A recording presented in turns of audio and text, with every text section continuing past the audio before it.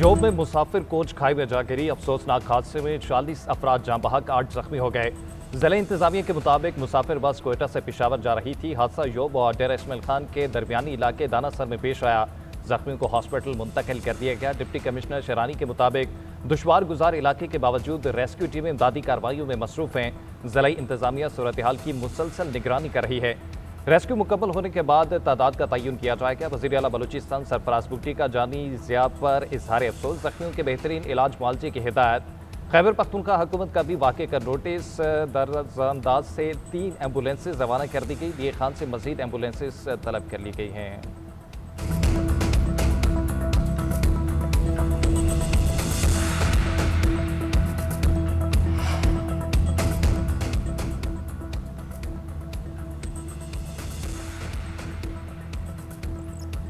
आला सिक्योरिटी अहदेदार की media influencers के साथ भारत के मौजू पर अहम नशिस्त अंदरूनी मसाइल से तवज्जो हटाने के लिए अदम इस्तेहकाम फैलाने की भारतीय कोशिशों पर आगाही। भारत हिंदुत्व ज़दा और नाकाम रियासत है। अखंड भारत का गैर हकीकी ख्वाब इसके तौसीफ पसंदाना अज़ाइम की अक्कासी करता है। भारत की फौज बीजेपी की तशद्दुद और मजहबी सियासत की नज़र हो गई। सिक्योरिटी ज़राए का कहना है कि दुनिया का अगला सबसे बड़ा कत्ले आम भारत में होने का खदशा है, जिसे नज़रअंदाज नहीं किया जा सकता। इस कत्ले आम की शिद्दत फ़लस्तीन से बढ़कर होगी। हिंदुत्व के पैरोकार अक़लियतों को जीने के काबिल नहीं समझते। भारतीय मीडिया और सियासतदान पाकिस्तान और पाक फौज के बारे में बयानियाँ बनाने में उलझे रहते हैं। कलदन ज्वाइंट एक्शन कमेटी भी भारतीय एजेंडे पर अमल पैरा है। वज़ीर-ए-आज़म शहबाज शरीफ आज ईरान के दौरे पर रवाना होंगे। ईरान में मरहूम आयतुल्लाह ख़ामेनी की नमाज़ जनाज़ा में शरीक होंगे। ईरानी क़यादत और सोगवार ख़ानदानों से मुलाकात। पाकिस्तान की जानिब से ताज़ियत करेंगे। गम की घड़ी में बरादर मुल्क ईरान के साथ मुकम्मल यकजहती का इज़हार किया जाएगा। नायब वज़ीर-ए-आज़म इसहाक़ डार, काबीना अरकान और दीगर हुक्काम भी हमरा होंगे। ईरान के बाद वज़ीर-ए-आज़म तुर्किया जाएंगे। तुर्क सदर के साथ मुलाकात में 2 तरफ़ा ताल्लुकात के तमाम पहलुओं पर तबादला ख्याल किया जाएगा। तिजारत और सरमायाकारी के शोबों में ताउन को मज़ीद फ़रोग़ देने पर तवज्जो दी जाएगी। इलाक़ाई अमन व सलामती से मुतल्लिक़ अमूर भी ज़ेर बहस आएंगे। शहबाज शरीफ पाकिस्तान में सरमायाकारी से मुतल्लिक़ कॉन्फ्रेंस से खिताब भी करेंगे। वज़ीर-ए-आज़म के दौरे बरादर मुमालिक के दरमियान गहरे ताल्लुकात के आगाज़ हैं।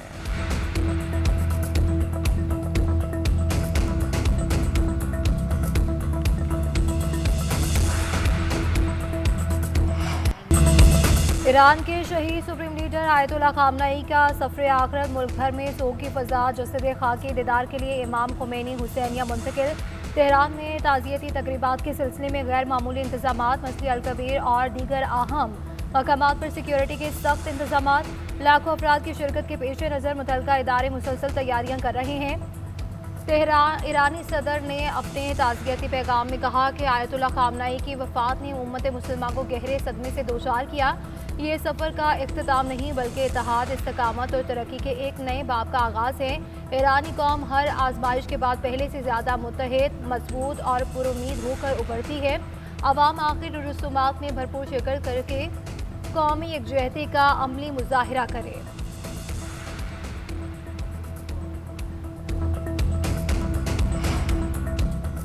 इसराइल या अमेरिका ने जनाजे के दौरान हमला किया तो जवाब नहायत सख्त होगा। खातिमुल अंबिया ब्रिगेड ने खबरदार कर दिया। तर्जुमान इब्राहिम जुल्फ़िकारी का कहना है मुखालिफिन शहीद सुप्रीम लीडर आयतुल्लाह ख़ामेनी के जनाजे के दौरान हमले से पहले दोबारा सोच लें। आयतुल्लाह ख़ामेनी की नमाज जनाजा आज अदा की जानी है। कई सरबराहानी मुमलिकत समेत 100 ममालिक के मंदूबिन शरीक होंगे। जसद खाकी तेहरान से कुम पे नजफ और करबला ले जाया जाएगा। करबला से वापस ईरान लाकर मशहद में सपुर्द खाक किया जाएगा।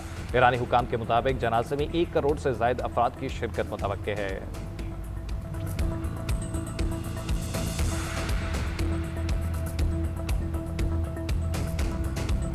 What have I done? I've defeated them militarily. They're totally defeated militarily. They have some missiles left. We could wipe them out too. And we're negotiating, and we'll see whether or not.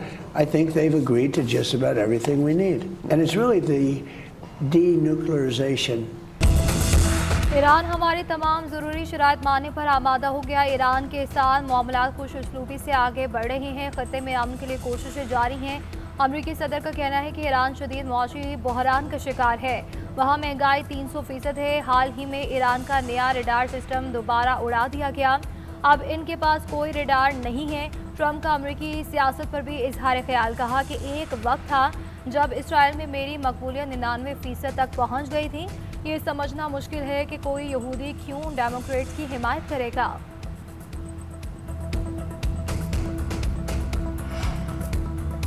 Iran की CENTCOM के तहत 12 मुल्की फौजी सरबराह इजलास पर शदीद तनकीद। वज़ीर ख़ारजा अब्बास अराग़ची का कहना है कि खित्ते में पायदार अमन सिर्फ बैरूनी मुदाखलत के बगैर ही मुमकिन है। अमरीकी फौजी कमांड खित्ते में सिक्योरिटी नहीं बेअमनी लाई है।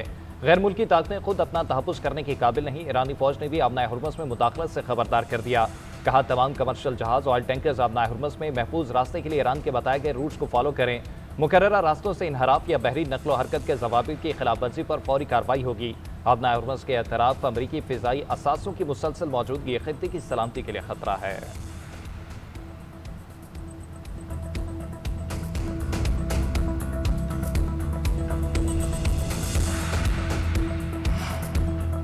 ईरान अमेरिका मुज़ाकरात के दौरान इसराइल ईरानी वज़ीर ख़ारजा अब्बास अराग़ची और स्पीकर बाकिर कालिबाफ को निशाना बना सकता था। अमरीकी अखबार का इंकशाफ। न्यूयॉर्क टाइम्स के मुताबिक अमेरिका को खदशा था कि इसराइल मुज़ाकरात के दौरान ईरानी नुमाइंदों को कत्ल कर सकता है। इसराइल के मुमकिना हमले से मुज़ाकरात नाकाम और जंग दोबारा शुरू हो सकती थी।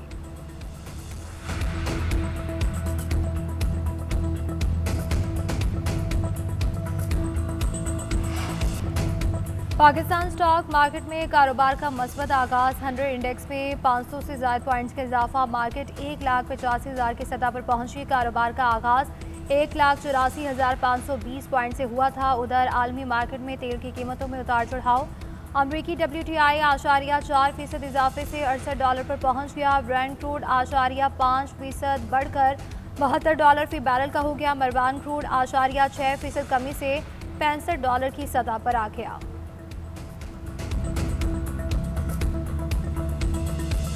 You keep fighting, I'm going to put a 200% tariff on your country. I did it with India and with Pakistan. 11 planes were shut down. They were going to war, and they're nuclear nations, strong nuclear nations. And the Prime Minister of Pakistan said President Trump saved at least 30 million lives by stopping this war. अमरीकी सदर ने भारत के जख्म में एक बार फिर ताज़ा कर दिए। पाक भारत जंग में 11 तैयारा गिराने का तस्करा। अमरीकी मीडिया से गुफ्तगू करते हुए ट्रंप ने कहा कि दोनों मुमालिक के दरमियान तनाज़े के दौरान 11 तैयारे तबाह हुए थे। बरवक्त सफारती कोशिशों के बायस एक मुमकिन एटमी तसादुम को भी टाल दिया गया। पाकिस्तान और भारत के दरमियान कशीदगी इंतहाई खतरनाक सूरत हाल इख्तियार कर चुकी थी। जंगबंदी की कोशिशों से 3 करोड़ अफराद की जानें मुमकिन तबाही से महफूज रहीं। वज़ीर आज़म शहबाज शरीफ भी इस मौक़िफ़ की तायद करते हैं कि जंग रुकने से करोड़ों जिंदगियां बच गईं।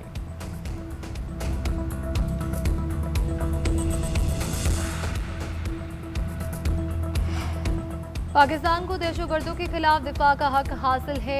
अमेरिका की पाकिस्तान के हक के दिफा की हिमायत। महकमा खारजा का कहना है कि पाकिस्तानी अवाम दहशतगर्दों के हाथ से बेपनाह नुकसान उठा चुके हैं। इन्हें अपनी खुद मुख्तारी और दिफा के लिए इक़दाम का पूरा हक है। अमेरिका इससे कबल भी अफगानिस्तान से दहशतगर्दी पर पाकिस्तान के मौक़िफ़ की तायद कर चुका है।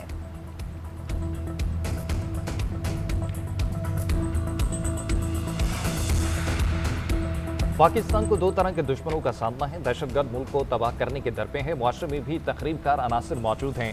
सरगोदा में बच्ची से ज्यादती और कत्ल का दिल दहला देने वाला वाक़या है।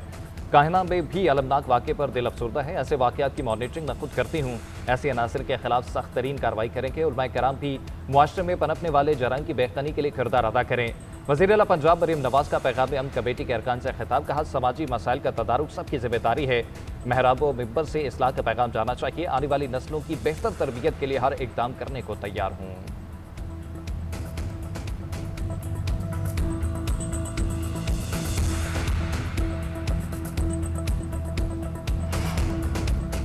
जेल इस्लाहात से मुतालिक इजलास इक़दामात और क्राउड बहरान के हल के लिए प्लान पेश। वज़ीर आला पंजाब की ज़ेर सदारत इजलास में ननकाना साहिब जेल का वीडियो जायजा पेश।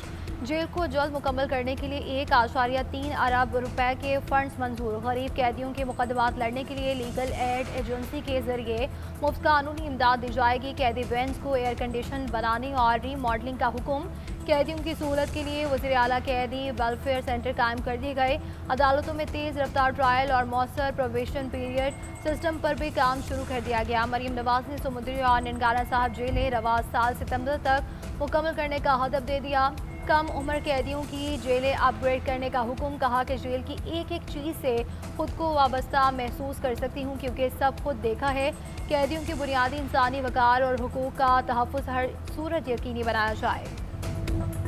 सिंध के सीनियर वजीर शर्जील मेमन से वफाकी वजीर राना मोहम्मद कासिम नून की मुलाकात। आज़ाद कश्मीर की सूरत हाल, मसला कश्मीर और कौमी यकजहती से मुतल्लिक़ अमूर पर तबादला ख्याल।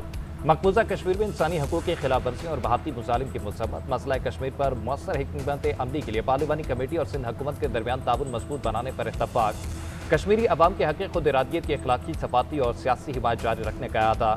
शर्जील मेमन ने कहा कि मसला कश्मीर पाकिस्तान की खारजा पॉलिसी का बुनियादी सतून और पूरी कौम का मुत्तफ़िका कौमी मौक़िफ़ है।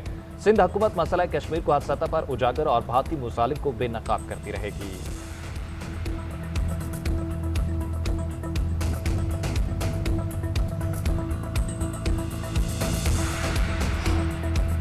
गैर मुल्की खवातीन की अगवा और ज़्यादती में मुलव्विस मुल्ज़िमान का 5 रोज़ा रिमांड मंजूर।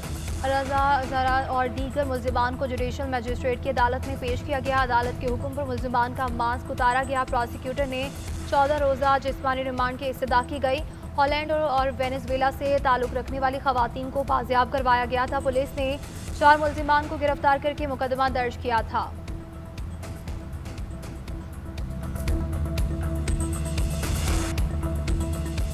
लिबनान और शाम के दरमियान अदम मुदाखलत का माहदा तय पा गया। माहदे पर लिबनानी वज़ीर-ए-आज़म और शामी वज़ीर खारजा ने दस्तखत किए और मीडिया के मुताबिक दोनों ममालिक का एक दूसरे के खुद मुख्तारी, इलाकाई सालमियत और अंदरूनी मामलात में अदम मुदाखलत के असूलों का एहतराम करने का अज़्म। लिबनानी सदर जोसेफ औन कहते हैं कि तनाज़े के हल के लिए अमरीकी हिमायत लिबनान के मफाद में है। वक्त आ गया है कि लिबनान जंगों और बैरूनी सरपरस्ती के दौर से निकले।